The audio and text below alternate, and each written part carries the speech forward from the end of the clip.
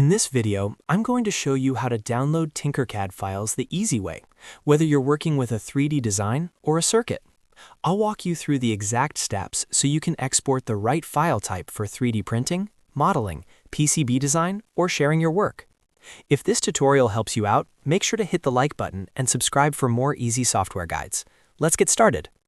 First, open Tinkercad and go into the project you want to download.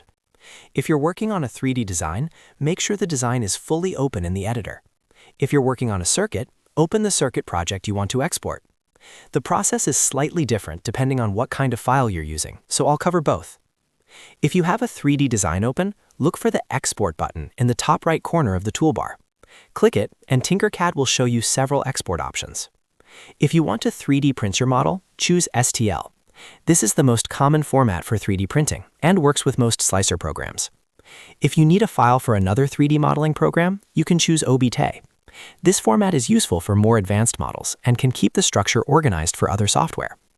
And if you're preparing something for laser cutting, choose SVG.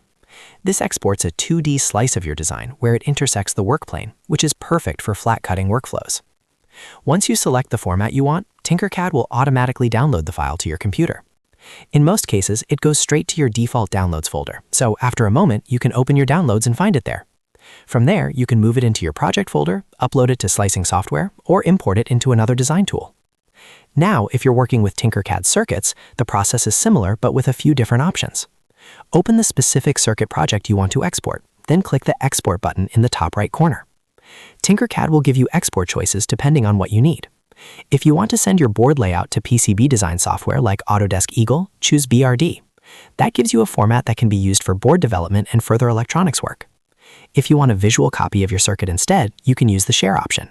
Click Share, then choose Download Locally. That lets you save a picture of your circuit as a PNG file. This is especially useful if you want to document your build, share a screenshot, or include the circuit in a presentation or class project.